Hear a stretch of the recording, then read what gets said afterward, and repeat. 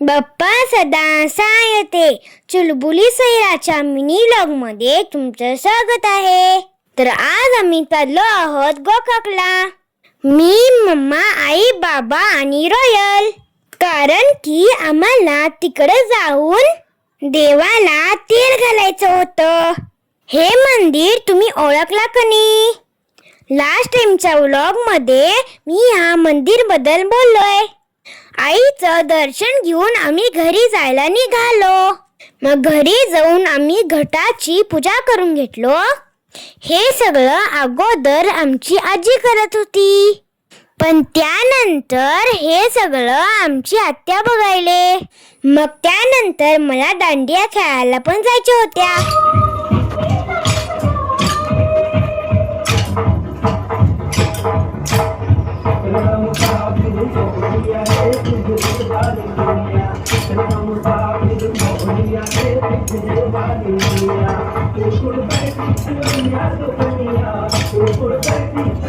उद्या दौडचा शेवटचा दिवस होता म्हणून आमच्या आत्या म्हटली चिवला काहीतरी ड्रेसिंग कर म्हणून.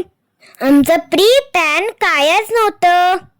मग मम्मानं रात्रभर बसून मला काय काय लागतात ते ऑर्नामेंट्स ती केली आणि मला देवीच्या रूपातले दागिने घालून असं ड्रेसिंग करून घेतले. बघा, दिसायला का नाही मी जराशी देवीच.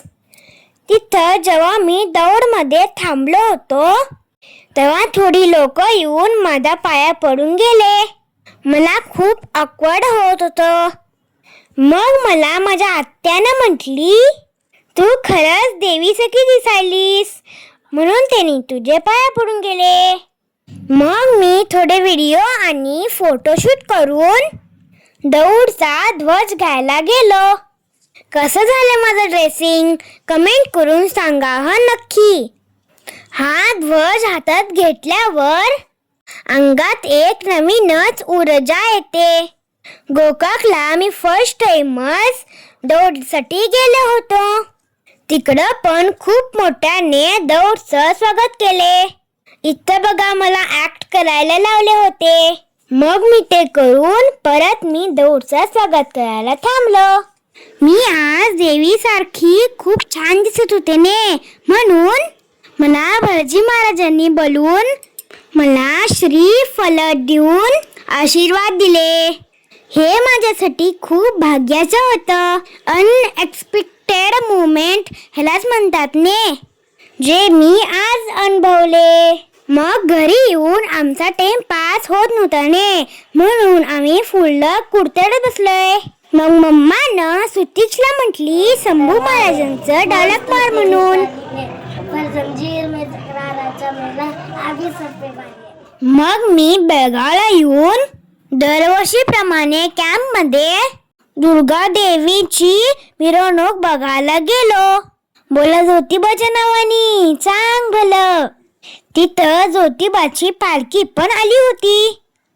त्यामध्ये दरवर्षीप्रमाणे भूत पण आली होती. बघा, समोर आलेल्या भूतांकडनं मी फोटो काढून घेतलो. गर्दी तर चिक्कार होती बाबा इकडं. हा पूर्ण व्हिडिओ सिनेमॅटिक मध्ये बघून घ्या.